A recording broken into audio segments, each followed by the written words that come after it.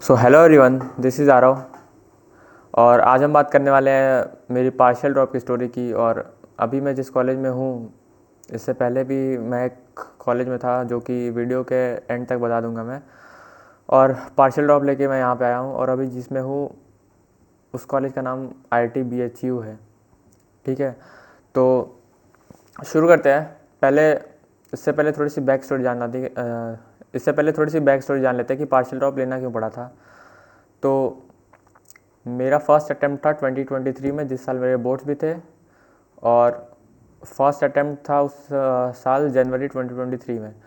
तो जैसा कि 2023 में एक्चुअली हुआ ये था कि दिसंबर में डेट्स आई थी कि जनवरी में एग्ज़ाम है, तो थोड़ा सा पैनिक हो गया था, पर ठीक था। तो मेंस का फर्स्ट अटैम्प्ट था मेरा जनवरी में, जो कि काफ़ी एक्सपेक्टेशन के हिसाब से सही गया था। और परसेंटाइल बनी थी मेरी 99.48 परसेंटाइल, जिस पे मेरी रैंक बनी थी 6120। और बोर्ड्स था उसके बाद, जो बोर्ड्स भी काफ़ी सही गए थे, जिसमें मेरे 96.8% बने थे। और उसके बाद फिर था अपना एडवांस एग्ज़ाम। और दिक्कत कहाँ होगी, एडवांस के एग्ज़ाम में मेरी रैंक बनी थी 8900 की, जो कि एक्सपेक्टेशन से काफ़ी कम थी। और जिसकी वजह से काफ़ी सैड भी था मैं, बहुत दिनों तक सैड था। तो ठीक है, फिर उसके बाद काफ़ी दिन सोचने के बाद काफ़ी दिन सोचने के बाद कि ड्रॉप ले या फिर कॉलेज चले जाए, I decided to go with college. और मेरी रैंक, मेरी मेंस के रैंक के हिसाब से, तो मेरी मेंस के रैंक के हिसाब से मुझे मिल रहा था IIT इलाहाबाद का information technology with business informatics branch, जो कि काफ़ी सही था। और प्लेसमेंट देख के मुझे काफ़ी सही ऑप्शन लगा, तो मैंने CSAT राउंड 1 में वो लेके और फिर मैं कॉलेज चला गया था। तो पर कहीं ना कहीं ये तो था कि IIT जाना था, पर अब तो IIT आ गए थे। फिर एज यूजुअल जैसा सबका कॉलेज का शुरुआती के दिन रहते हैं, एक्सप्लोर करते हैं, कॉलेज घूमते हैं, वही सब कर रहा था मैं।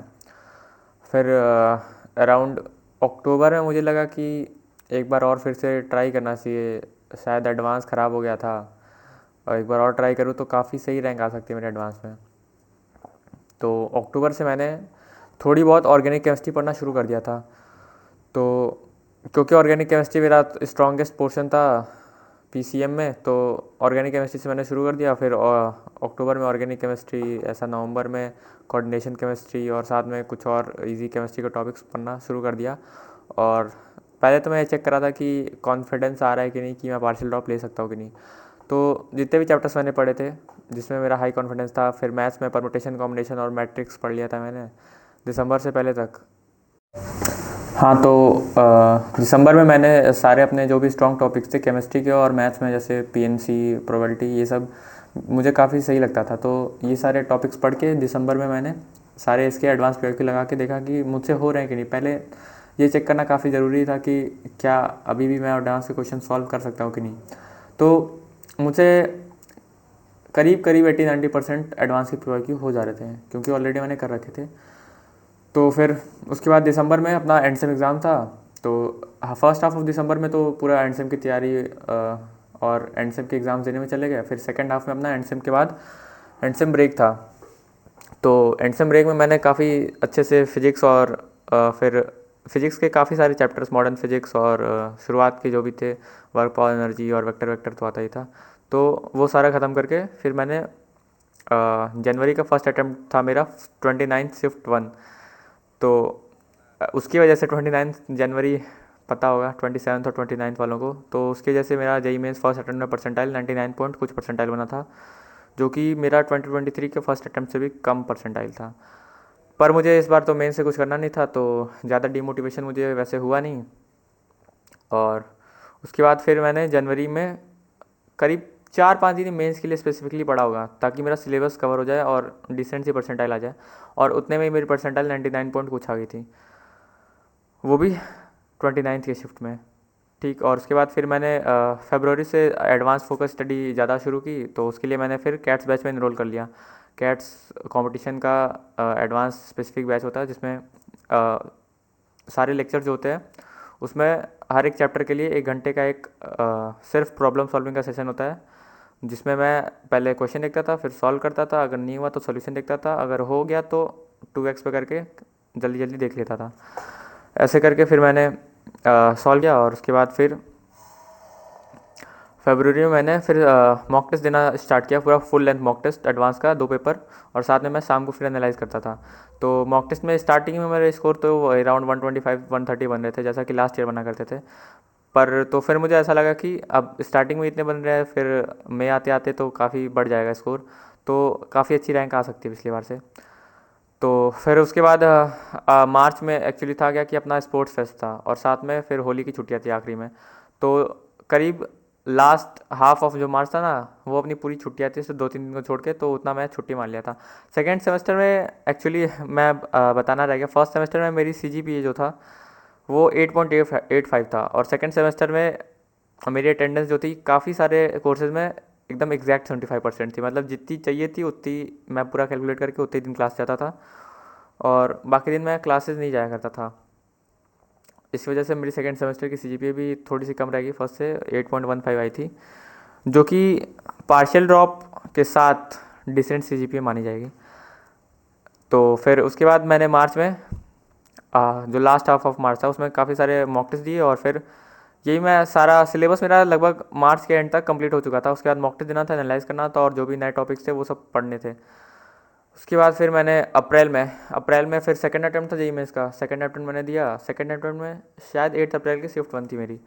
तो इस बार तो वैसा कुछ हुआ नहीं जैसा जनवरी में हुआ था, तो मेरी परसेंटाइल फिर 99.47 बनी थी कुछ, और रैंक इन्फ्लेशन के कारण कुछ 8,000 के आसपास रैंक बनी थी। पर मुझे मेंस की रैंक से कुछ फ़र्क नहीं पड़ा, क्योंकि वही बात, फिर एडवांस से ही मुझे इस बार एडमिशन लेना था। तो उसके बाद अप्रैल अटेम्प्ट किया। उसके बाद फिर मई में जो फर्स्ट हाफ ऑफ मई था, करीब 12 मई तक अपना कॉलेज का एंड सेम एग्ज़ाम्स थे। तो एंड सेम एग्ज़ाम्स के लिए पढ़ना पड़ा था, क्योंकि 6 महीने तो कॉलेज गया नहीं था मैं ज़्यादा, 75% एग्जैक्ट 75% मेरी अटेंडेंस थी काफ़ी सारे कोर्सेज में। तो फिर वो सब पढ़ के जैसे एग्ज़ाम ख़त्म हुआ उसी दिन के अगले दिन मैं सीधे घर आ गया, और घर आ के फिर मैंने वापस जे एडवांस मॉक टेस्ट दिए। 12 को मैं घर आया था, और 26 मई को अपना एडवांस एग्ज़ाम था। उस चीज़ में मैंने 4-5 मॉक टेस्ट जे एडवांस के दे दिए थे, जिसमें मेरा 21 मई को शायद वो भी था, AYGR था, AYGR 2024, जो कि मैथॉन को कंडक्ट करवाता है। तो मैथॉन को का ऑलमोस्ट सारे AYGR मैंने दिए हैं। 2023 में जब मेरा अटैम्प्ट था जे मेंस का, दोनों अटैम्प्ट के पहले, और जे एडवांस फिर 2024 में जब मेंस का था, तो सारे AYGR में दिया करता था।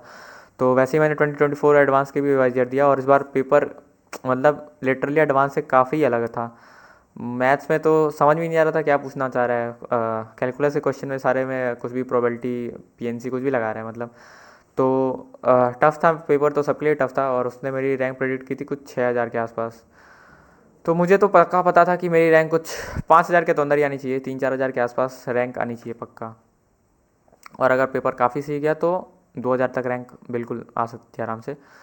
फिर मैंने बिना कुछ डीमोटिवेट हुए AYGR से फिर 26 मई को चिल होके, मतलब क्योंकि ऑलरेडी मैं कॉलेज में था, तो फिर मैं एडवांस देने गया। और पेपर 1 जब मैं दे रहा था तो मुझे पता चल चुका था कि पेपर जो आया है ना वो 2023 एडवांस से ईजी आया है। तो फिर मैंने शुरू कर दिया, मतलब पता चल गया था मुझे ईजी है, तो फिर मैं अटैक मोड में पेपर करते गया। और फिर मैथ्स मतलब इस बार की काफ़ी ईजी थी 2023 एडवांस से। तो फिर पेपर 1 दे के मैं बाहर निकला, तो पेपर सही गया था, पर फिजिक्स का जो इंटीजर टाइप था ना, सारे इंटीजर टाइप छूट चुके थे, क्योंकि मैं पहले मैथ करने लग गया था, क्योंकि मैथ इस बार की मुझे आसान लग रही थी, तो मैं मैथ करते ही रह गया। फिर फिजिक्स के MCQ और वो थे मल्टीपल करेक्ट क्वेश्चन और सिंगल करेक्ट, वो सारे हो गए थे, पर इंटीजर एक भी मैं नहीं कर पाया था।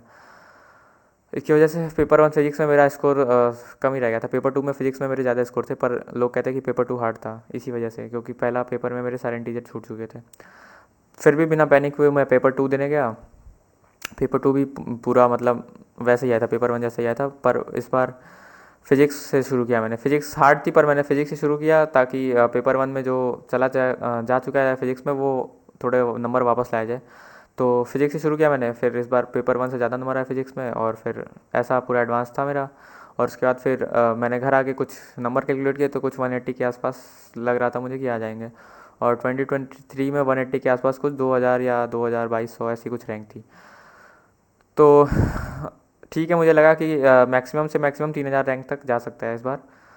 बाकी उसके बाद फिर मैं आराम से, मुझे पता था कि मैं आराम से इस बार मेरा तो एडवांस होने वाला है, पर मैंने किसी को बताया नहीं था घर पे। पापा पूछते रहते थे कि कैसा रिजल्ट आने वाला है, पर मैं बताता नहीं था, क्योंकि फिर अगर मैंने पहले बोल दिया कि रैंक आ रही है, उसके बाद फिर पिछले साल वाली रैंक आ गई तो दिक्कत हो जाएगी ना। तो इसलिए मैं बताता नहीं था। और फिर रिज़ल्ट वाले दिन जैसे ही रैंक तो पहले खुल नहीं रही थी, और फिर जैसे ही रैंक खुली मैंने रैंक देखा 3469। फिर काफ़ी अच्छा लगा मुझे रैंक देख के। उसके बाद फिर 3 साल जो मैंने जेई के लिए तैयारी की, finally I was going on to an IIT. और फिर मैंने आईआईटी बीएचयू इलेक्ट्रिकल इंजीनियरिंग में एडमिशन ले लिया, जहाँ पे बैठ के अभी फर्स्ट सेमेस्टर के एंड के बाद मैं ये वीडियो बना रहा हूँ। और बाकी किसी को अगर पार्शियल ड्रॉप लेना हो या फिर कुछ गाइडेंस चाहिए हो जेई के लिए, तो मुझे कांटेक्ट कर सकता है इंस्टाग्राम पे, या फिर कमेंट कर देना, मैं कमेंट का रिप्लाई वैसे दे देता हूँ ज़्यादातर। बाकी इस वीडियो के लिए इतना ही, और फिर मिलेंगे कभी किसी और चीज़ के साथ। तब तक के लिए ओके बाय।